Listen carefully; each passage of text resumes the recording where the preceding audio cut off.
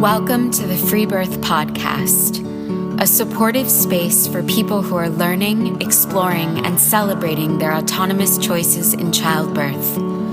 Together, we'll unpack truths, share personal stories, and claim our ability to birth freely and intuitively. Here's your host, Emily Saldea.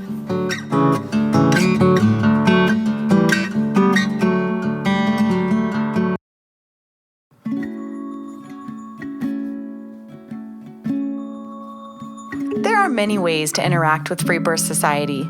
These include our incredible offering, The Complete Guide to Freebirth, which is the most comprehensive online course available on how to give birth in your power. We also have a beautiful Freebirth meditation program called the Sovereign Birth Meditation Series, designed to help you release your fears and actualize your dream birth.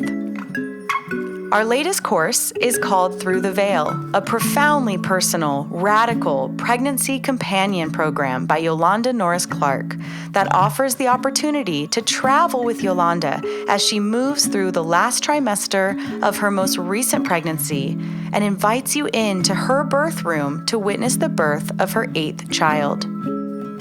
And if you're looking for a deeper connection and the opportunity for sisterhood in community with radical, like-minded women, the Freebirth Society private membership is for you, and you can apply on our website to become a member.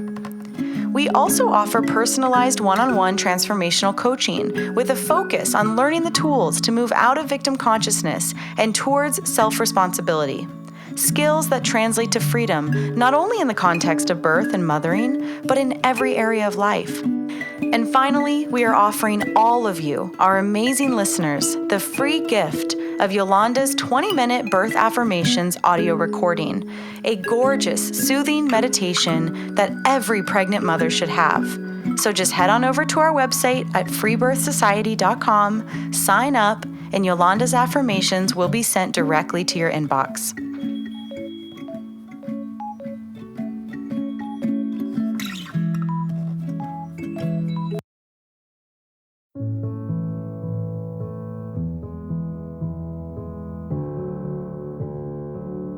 Hello, it's Yolanda here, and I'm so excited to tell you about my latest endeavor with Freebirth Society. It's called Through the Veil, and it's an invitation for you to join me on the most profoundly intimate experience of my life and yours. The journey of moving through the birth process into the underworld of birth to be reborn as a new mother into a new family once again. Through the Veil is a very raw, very real third trimester, birth, and postpartum week-by-week program that includes 17 videos in which I discuss exactly how I prepare for my free birth, including so many of the messy, emotional, logistical, and relational issues that aren't often talked about in the conventional prenatal context. Through the Veil also includes the hour-plus long documentary of my 8th baby's birth, an incredibly loving, incredibly vulnerable, gritty, agonizing, naked, and beautiful family birth that I'm so proud of. I really look forward to you journeying with me through the veil.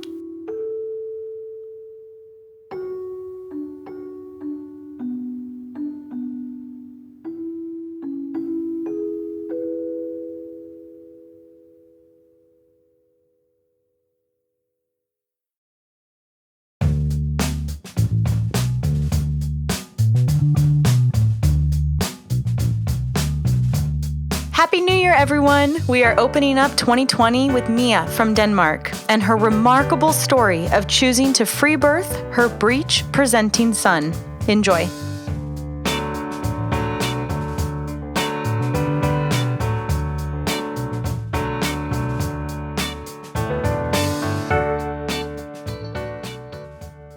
Before I called you, I just asked the birthing spirit and angels to enter, and I consecrated the moment to the highest awareness for healing on earth and humankind.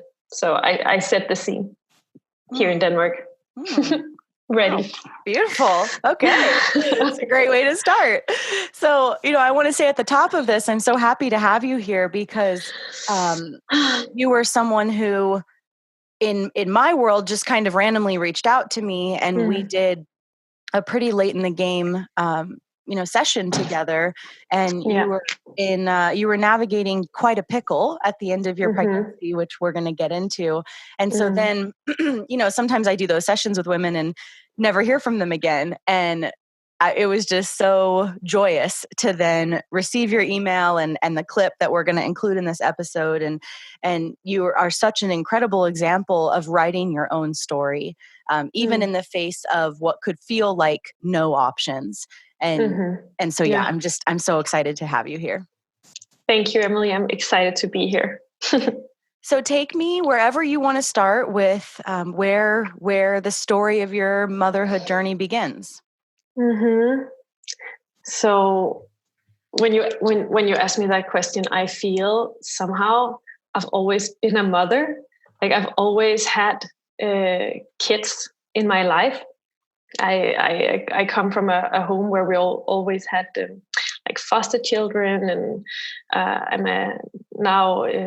I teach yoga to kids, and so I've always had a lot of kids around me, and I was wondering, when am I gonna have my own kids? And then one of a sudden I meet this man, and we actually made a child pretty fast who chose not to come down. So I guess that was the very first mother experience that I really felt inside myself.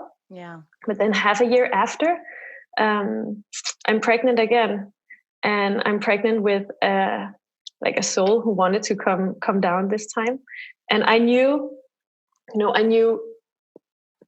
within few days, or maybe already after conception, I just felt pregnant. I just knew that I was pregnant. And of course that was both overwhelming and incredibly beautiful to go through that pregnancy. And I just knew that I wanted to give birth at home. A free birth was not, I didn't know that existed at the time, but I got a private midwife who I really resonated with. I feel she's a witch in working within the field of pregnancy. And so we got along really well, and we did lots of ceremonies and went to the forest and danced and really spoke to the baby. Yeah, it was beautiful. We had fires in the snow, and just you and her? Just me and her. Yeah. That's so dope. Yeah. I went on a quest into the spirit world in the forest, and I had like my question and went in there, and suddenly the spirits in the trees, they started talking to me on some level, and it was so beautiful.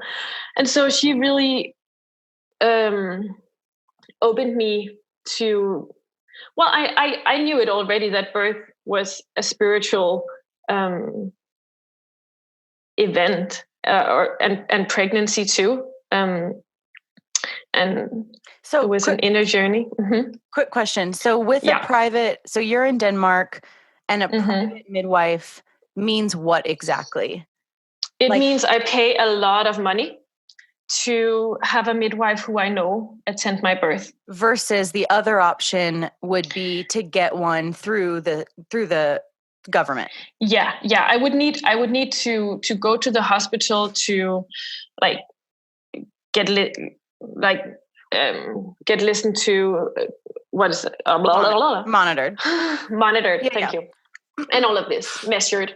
So this midwife, she would come to my home, and it would have to do with my emotions and my longings and my everything within pregnancy. Okay, so you hire her privately, but she's licensed. She's licensed. Okay. Yeah, she's an authority. Of course, she has to adhere to rules and regulations from the hospital. But yeah, so I knew her personally, whereas where I live, you wouldn't know your midwife. You wouldn't have met the midwife who would then come to your home. And I just didn't feel safe like that. I felt very safe having her there at my first birth. Now that I look back, I'm like, I could totally have done that on my own, but at the time I didn't know. The way I remember it was that I had 29 hours of flow, and I was just, in it. And I had my partner and my friend and my midwife and all the angels there. And I was just flowing from room to room, and we did a ceremony where we called in the archangels. My partner, he likes to work with the archangels and singing like ceremonial songs. So we did that with the harmonium, and my midwife had like a German drum, and I was having searches while we were singing. That was really beautiful. And as I remember it, labor just got more and more intense, and I went into the water, but probably went in there too early, because I stayed there for about 6 hours, and it was a really, really long birth, and I was really tired at the end, but like spiritually and energetically, I felt like ready, but I also felt that like afterwards I could see I like zoned out sometimes. It was like I knew I was giving birth, but I didn't know I was giving birth. Like I wasn't really aware on some level of what was coming. But then after the 29 hours, my instantly, like my midwife is like, he needs to get out now. And so the whole energy completely changed. And I was in the water, and, I had prepared that I didn't want to push. And then one of a sudden I'm told to push, and she jumps into the water with me. Whoa. And and I just have to use all of my like physical force to push. And she tells my partner to call the ambulance. And so he does. But based on, as I remember it, based on his heart rate, like falling, and him being on my like pelvic floor for too long. But as I remember it, I couldn't really feel his head at the time. So I feel he was pretty far up still. But it was just such a surprise for me that the whole field changed like that. And, and I remember being monitored, and that was just so painful. And then the monitor, I think like we all panicked somehow. It fell into the water. My friend was holding it and she dropped it. And so then I needed to like be lifted up of the water and get monitored. It was just so painful. And at the same time, I knew that the ambulance was on its way, and they came within like 5 or 7 minutes. But I also remember being like extremely connected to the divine. Like I was like, this can't be happening. Like my baby is going to come out now. And I was so like resting in that, knowing that he needs to come out now. I didn't know it was a he at the time, but then like she really she of course also wanted the baby to come out, and she told me like afterwards that she was hoping that the baby would have come out, and then we could just have told the ambulance people to like walk away. But it just got so dramatic, and she cut me a little bit.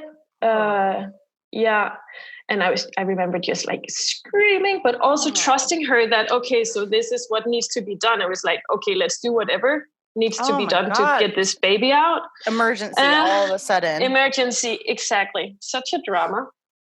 And I was, at the most open, vulnerable moment in my life. I remember like squatting over, holding my, like leaning back in the water, holding my arms on the edge, and my partner was behind me, and he was like so supportive with like all the words he could find, and like touching me. And she was sitting there in front of me, and I had like really firm eye contact with her, just like feel our souls were looking into each other, just didn't really want to do this, but we're doing this.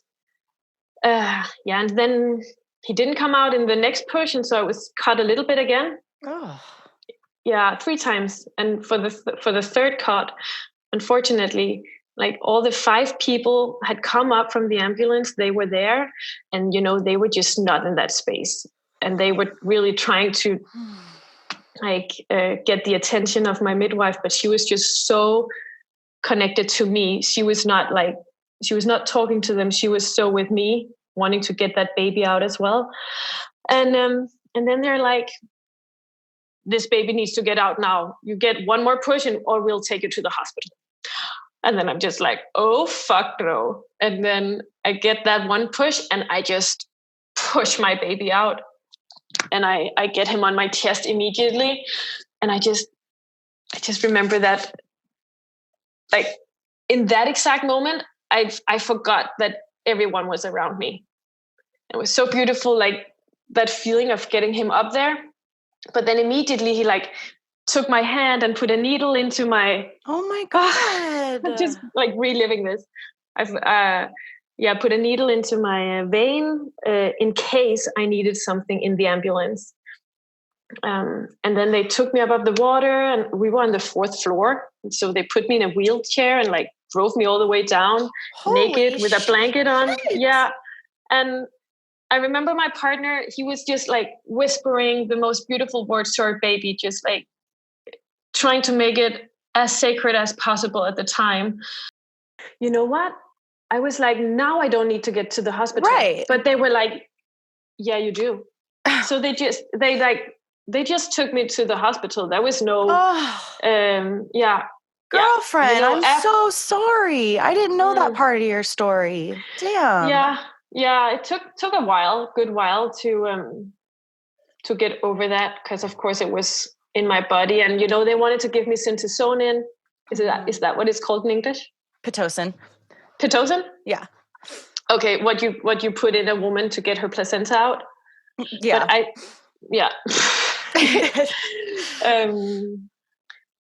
They wanted to do that, but I was just like, no. And he was like massaging my stomach in the ambulance, and I was just like holding my baby, and my partner was sitting in the front. He wasn't allowed to be with us, so that was also like really, really emotionally traumatic for us afterwards, and especially for my partner, that he couldn't have those first 10 minutes with us. We were just like ripped apart. So do you think that any of this was necessary? Yeah, at first I did. First, afterwards, I believe so. Having like relived the birth several times and done physical therapy, body therapy with another midwife, has helped me to like release the trauma, and also like deep inside myself, somehow I feel it wasn't necessary. Like my intuitive self didn't feel something was wrong. Like, of course I was tired. But looking back at it now, and having had a free birth now, finding out how easy birth can be, somehow I feel I could have done that. I could have birthed my baby. My instinct tells me that I was totally capable of birthing my child, and he was fine. And as I've like researched, a baby's heart rate does lower once it's being pushed out, or once it's descending. So I don't know. There could have been other reasons that I didn't know of. Somehow, that birth also got me to free birth. Totally. So it was there for a reason. Mm-hmm. Yeah. I was so sad. I was so sad that had to happen, and I was and still am worried if that is going to affect my baby somehow. The first thing he experiences in this world is to be like pushed out, and then like having to leave, and everything being so rushed. And I had just imagined the moment of sitting there on the couch, just leaning into my partner, sitting with my baby, and just being there in bliss. So that was really traumatic for me that that didn't happen. But at the same time, like, I was able to say no to everything at the hospital. They wanted to do all the things to me. And they wanted me to lie down and push out my placenta. They were like, it's not coming out. We need it to come out. And I was like, but I cannot like birth it while lying down on my back. Let me get up. And so I squatted, and it comes out immediately. They do convince me to put antibiotics directly into my blood, just to prevent any infections in my vagina. Yeah, so I was so upset with myself but they were just like really convincing me that it was going to be a huge problem for me. Yeah, stupid.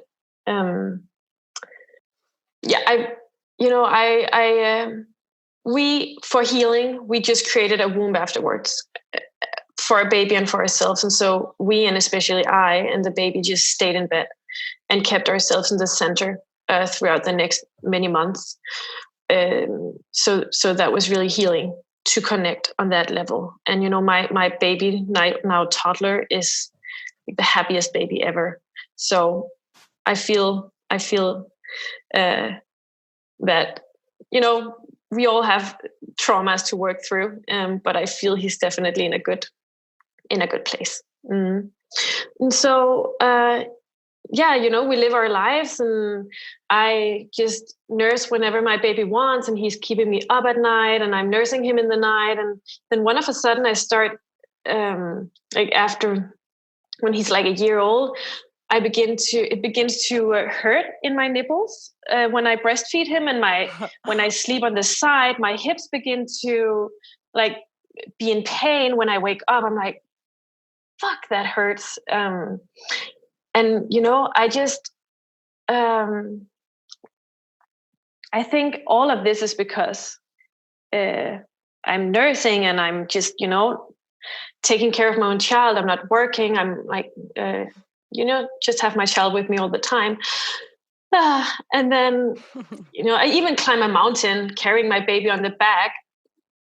And then I come home from a travel to Ireland, I remember. And, I've just been wrapped up in like sweaters and a lot of clothes because it's been so cold there. And I come home, I look myself in the mirror, and I'm like, me, that's a pregnant belly. Oh my God. And I'm like, okay, I could be just like newly pregnant, or I could be pregnant for maybe 4 months.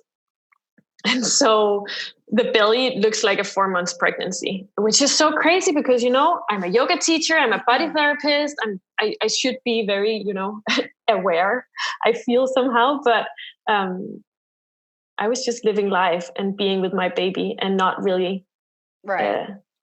I was contributing all these things to Pele. Yeah. Well, and when it's not even on your radar, it can definitely be easy to miss until it's not. Yeah. And so, I had an unassisted birth for at least, or pregnancy for at least 4 months. So I'm pregnant, find out in March. And so we were going to have a baby 5 months after. So that was like the wildest emotional journey, because we had just, come on top of the first year, which was not that hard, but I find my child to be mild and easy, but it was still like not a lot of sleep and la la la. You still have a baby. Exactly.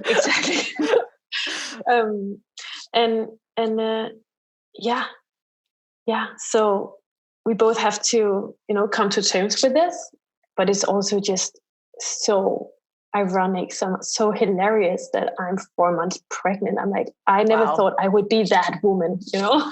Wow. So, but you know, from the beginning, from the moment I find out, I'm just like, thank you, God. Just feels so right. Yeah, and I do my thing, and I then find out that it's possible to birth on your own. So it's like, I am going to free birth this baby. A friend sends me a podcast from Freebirth Society. Oh, hey. Oh. And so I listened to, is it Alexandra? I listened to her story, the woman who gives birth in a yurt far out in the wilderness. And it just, you know, it took that one story for me to realize that, wow, this is possible. If other women can do this, of course I can do this. And it just, first I thought I wanted her there or another one. But then I could just feel, wow, my birth is going to be taken away from me somehow. And that is my biggest fear. That is why I don't give birth at hospitals, because that's my greatest fear, that they're going to destroy my birth and not let me birth. And so now I'm like thinking, should I have like a private midwife or a midwife from the hospital? And then it dawns upon me that, wow, I don't need a midwife. I don't need someone to tell me what to do and how to birth my baby. And so my partner is very supportive of me from the very beginning. Of course, he's like, wouldn't it be good to have a midwife? But, you know, I convinced him, but he was also just like, if this is what's important for you, if this is what you need to feel safe, I support you. And what happens then? Yeah, I tell my old midwife that I just need to move in another direction. And I, at that moment, I just feel like, oh wow, it's all like going inwards. I'm taking it all back, taking all my power back, and I'm like so excited. Unfortunately, looking back at it, I didn't have like a free pregnancy, which I hope now. If I now having 2 babies under 2, I'm like, I don't need to get pregnant again. But who knows? If ever again, I definitely want to have also an unassisted free pregnancy, because I did go to the midwives at the hospital, and there was this doctor who told me, I didn't even know I was meeting with him. He was like, you had a 3rd-degree rupture, so you have to give birth at the hospital. And I'm like, I want to give birth at home. Of that, he was like, we are professionals in holding on the perineum when you give birth. You have to lie on your back, blah, blah, blah. And so we recommend you give birth at the hospital. And I was like, I'm not going to do that. No shit, they recommend you birth at the hospital. That's like walking into Pizza Hut and then being like, I recommend you have Pizza Hut. You have Pizza Hut, yeah. Mm-hmm. Yeah, it was just such an old man, you know? And so, okay. My baby then happens to be Breech. My second baby, he's a little Breech baby. And you know, I didn't know that was like a bad thing, air quote. But in the hospital world, it's a high risk birth. So your plan, just so that I'm clear, your plan was, I'm going to engage in the system for my pregnancy and then just stay home and birth. Yep.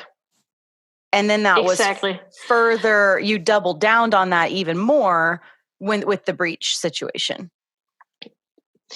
You know, when then I found out that it was Breech, then of course they put a lot of fear inside my mind, telling me all of these myths, and also telling me about the procedures of how I would give birth at the hospital. And I was just like, no, I cannot I cannot do this. And so it was actually when my baby was breech, then I was definitely sure there was no other option. I have to give birth at home, and I have to do it without any authorities there. Also, private midwives are not allowed to assist a breech birth at home. Right. And, I was journeying between fear and trust, and really going on an inner journey. But the fear also guided me to make the choice of birthing alone and birthing at home. Because I was told that at the hospital, I would need to get monitored and listened to every 15 minutes, and I would need to be cut open probably. And it's like 50% of all breaches end up in C-section. And I couldn't follow that path. In Denmark, they're supportive potentially of a trial of labor. At one hospital, they are. Okay.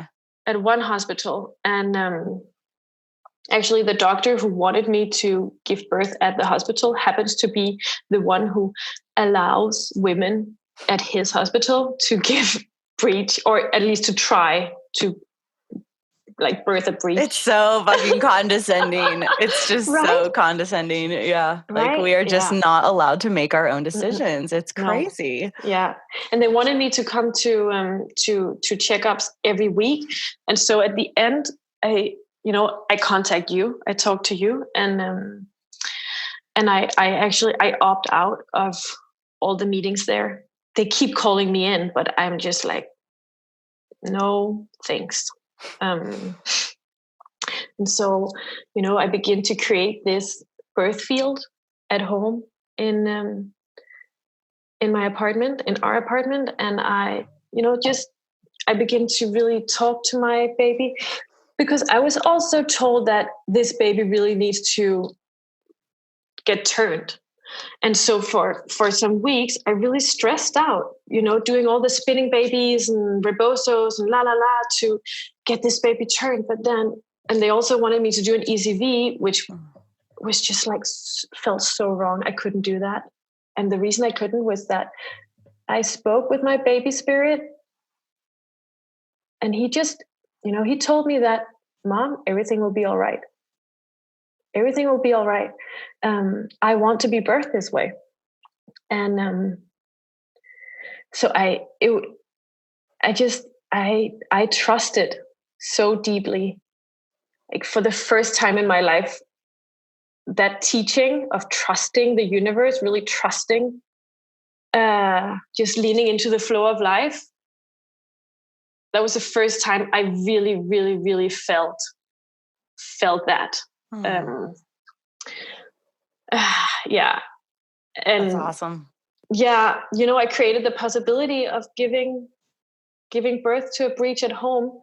And it's just felt so good to just be guided by my baby and by my womb wisdom, who knew that nothing was wrong.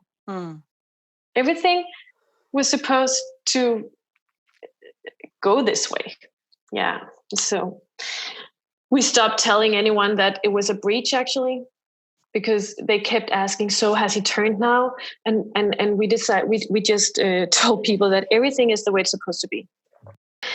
So I have a feeling on the 10th of August that this is the day. And so I get a doula friend to come over to give me a massage. And I sent my toddler to my mom and dad and pack his bag for sleeping there and sleeping out for the first time. So that was huge, but I feel very safe having him there. And yeah, so I'm totally relaxed. And also I am, meditating and still a little bit concerned with the what ifs. What if you know. But then I get the insight on that day, the realization that I feel Elo, my baby, is asking me to take full responsibility for his life and his death. And then I started crying. And then I was like, little dear baby soul, I can do that. I'm taking full responsibility. And I trust that everything will go the way it's supposed to go.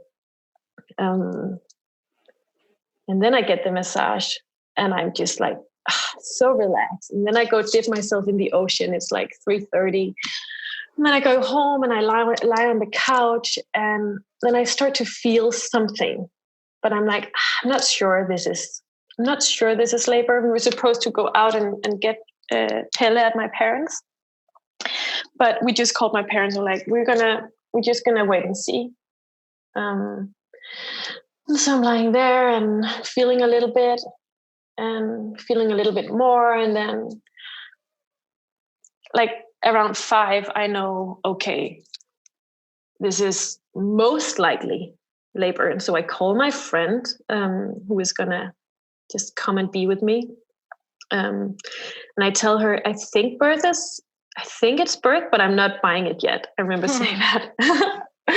And then I walk a little bit around and I sit with my altar, and my partner is like massaging me, and it's very calm and just natural. And then around 6, I'm like, you have to call my friend now, because now it's happening. It wasn't until then that I was completely sure, which is weird because I was definitely having surges. And then she comes, and before she enters, she tells me afterwards, she just like called upon the angels and sanctified the space. And she just came in and she was so meditative and just supporting me. And I was listening to like an audio that I had listened to during birth. Just like then, and things were like starting to warm up, and then I remember just wanting to be at the toilet. Like I just wanted to empty myself so much, and so I just sat out there, forgot all about my altar and my space in there, and was just leaning over a chair, and I was just doing, it myself. I was very aware the whole time. I was not zoning out like I was the first time, because this time I knew I had all the responsibility. I promised my baby to take full responsibility. But I was definitely in the zone, and they were not intervening or asking questions. They were just supporting me, and was leaning against my partner in the searches when they got more intense, and he was using sound healing and I was using a lot of sound. He sound healed my womb and my lower back, and I start to lie over this huge Pilates ball, and I just remember this energy of like opening and completely letting go. Like I had really practiced to let go and not resist for many years, actually. So this was where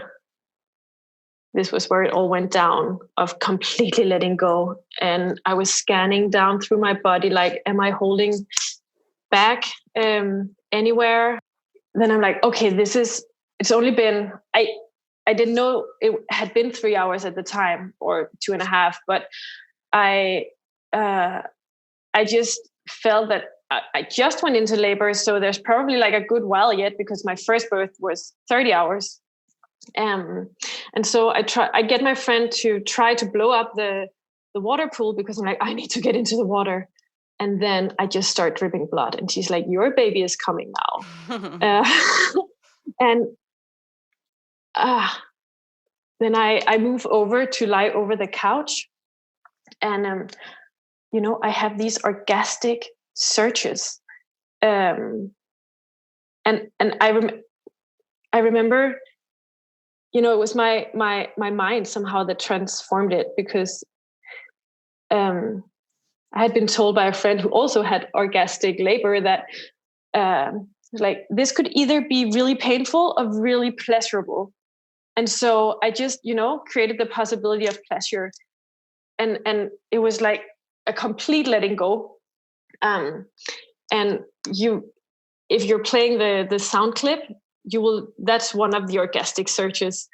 And it's not the entire search that is like pleasurable, but it's definitely the end. And it's just like this, like wonderful opening and letting go.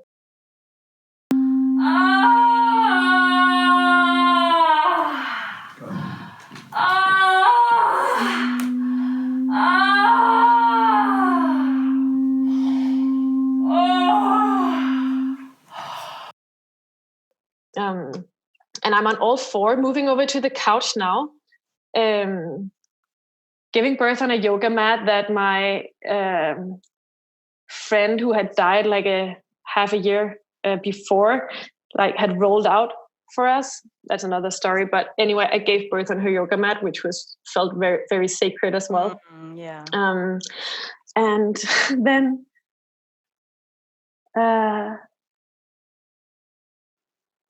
my partner's behind me, and the blood starts to come out, just like little beautiful drops there. And then these other searches just begin to rush through my body. And I remember everything just becoming so silent, and I becoming so focused, because I knew that, okay, this is a breech, the head needs to come out. But it's not like I was in my mind, but I knew, but I completely trusted. I trust my baby and my partner. I remember him saying, just like follow the baby's flow, just like listen to him, just follow the baby's flow. And I just remember opening like my legs so much, like sliding my knees out to the side, and then one push comes. So I'm not pushing, I'm just breathing through it. And so the baby butt comes out, and then his one leg, and I'm asking at that moment, because it's either a footling or like a frank breech, and I wanted the butt to come out first. And so I asked, so what is out? And my partner is like, the penis. Which was so much fun at that moment. It was like, okay, but then I touched down, and I felt his butt, and I felt his leg, and I just caressed him. And then another like push comes over me, and the next leg is out, and it's so easy. And for the next one, within a few seconds, the arms are out, and within another few seconds, it's like mouth and nose comes out. But before that, I remember just being like, when the arms are out, I'm so everything is still. Just remember that energy moment. So it's so profound, and I'm like just completely opening and just really waiting for that surge to come, because I wanted the head to come out. And it just, he comes out, and he takes his first breath while hanging there. And then before we know it, he's all out, and I get him on my chest, and I get that healing moment that I didn't have in my first birth. So that trauma really pushed me into my power into this birth. And he's like crying within 30 seconds. He's all blue, but within, again, a few seconds, as I remember it, I don't even remember the time, but very fast, he's red, and he's a little rusty. Like I feel there's something in his throat. And so I just suck it out a few times. And I rub him. And I also remembered something that was just stuck with me from our conversation when I had the session with you, Emily, that I just remember you saying, you will know. Like, you will know what to do. And it was so true. I knew what to do. And I didn't need to do much. I probably overdid a little bit, just, to make sure. But yeah, it's so beautiful. Like my partner, he's crying and we're kissing the baby. I'm not crying at all. I'm like, why am I not crying? Afterwards, I was thinking that. But, I think I had just been so present and so aware. And I knew that I couldn't zone out. Exactly, yeah. So my friend, she gives me this amazing herb within 5 minutes called motherwort tincture that she had made. And so my placenta delivery happens 5 minutes after. I just like feel the surge and like squat and boop, it's out. And I don't know if that was it, but it's said to help and to mother the mother. And then we keep the cord on for many hours. Everything is just so beautiful and still, and I just remember being so restful, so peaceful, and really, I felt so proud of myself. Just talking about it now, I can feel the whole like giggling sensation. It's pure magic. It's pure magic, and both of us just came out of this experience with like our arms over the head. We were just like on top of the world, completely healed. And we just consulted our inner guidance the whole time, and not the outer guidance that we're taught throughout life to trust more. So that was really, really a powerful teaching. Yeah. It's beautiful. Go, girl. Yeah. It's so beautiful. Oh. So I know that unfortunately there is another chapter, although I guess it does have a good ending. It does have a good ending. So tell us that annoying final chapter. So annoying. So we don't even think about calling the hospital that night. It only took 3 hours to give birth. And so, we were just in that field. And so we called the day after. My partner calls the day after. And tell us why you call.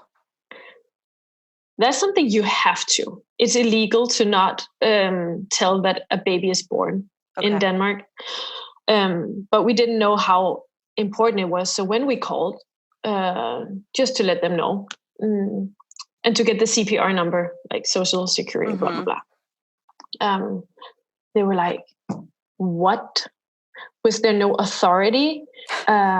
We need a DNA test to make sure, I don't know, but to make sure that this was our baby. And Martin, he was like, but we have photos of this baby coming out of her vagina. Is that not like proof enough? No, we need someone with authorization, which is just so ridiculous. And they were like, what if something had happened and you didn't have a security number? What would have happened to him? And la la la. Just, creating so much fear and so much tension. Because just for the listeners, you were transparent, as I understand it. Please correct me if I'm wrong. You were transparent with them that you intentionally stayed home to have your breech baby, right? Yes. Because as I remember it, there was quite a lot of medical provider people being all up in your business, wanting you to come in, like you said, calling you, asking you where you were. And then you were honest with them that you purposely stayed home, had your baby breech, and then called to register your baby. But I wasn't necessarily so transparent about it being a free birth unassisted, because I was afraid of telling them. I didn't know what they were going to do.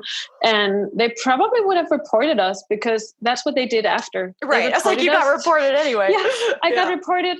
to social services, and they were like, these people put all sanity aside and they risked the life of their unborn baby, and we are worried if they can take care, being so like stupid, or insane, being so insane, if they can take care of their baby, they might need support from the system.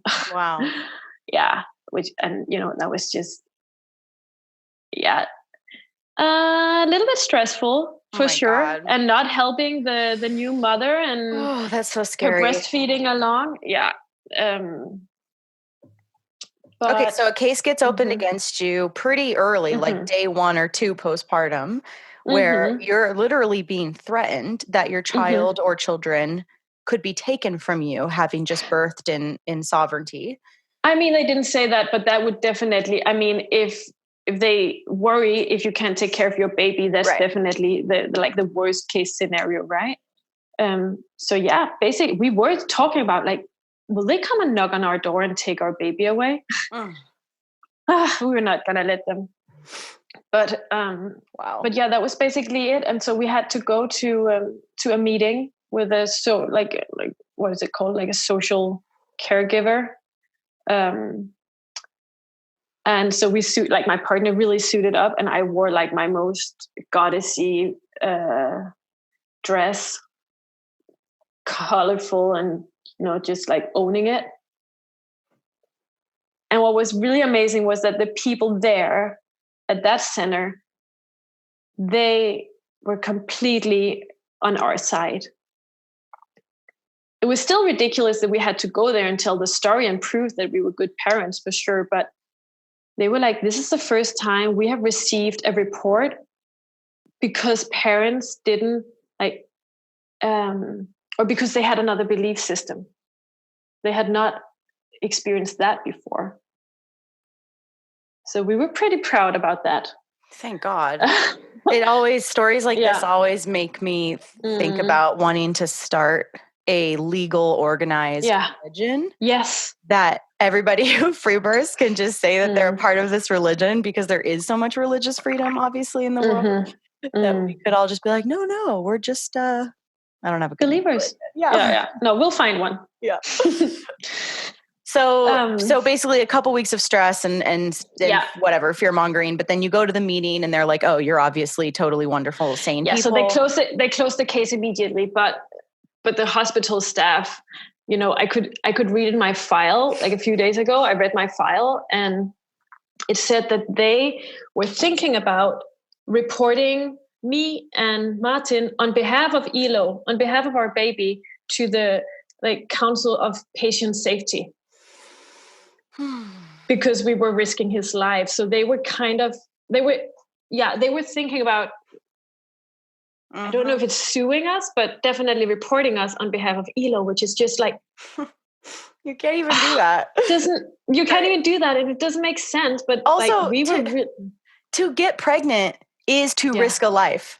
You know what I mean? Like it is risky business for us to be walking around being these channels and instruments of life and death. Like it is inherently risky to even get pregnant and to give birth, you know, because we are channels of life and death. And so this concept and so inherently natural and safe and beautiful and loving.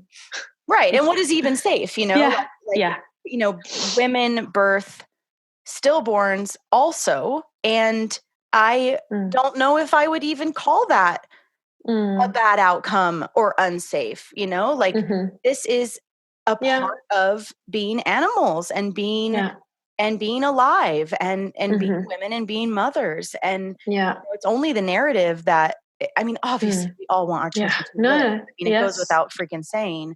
And that doesn't always happen. And it doesn't happen at, I'm a broken record, but it doesn't happen in all settings. And so that you chose the safest environment for you to be the instrument, of life.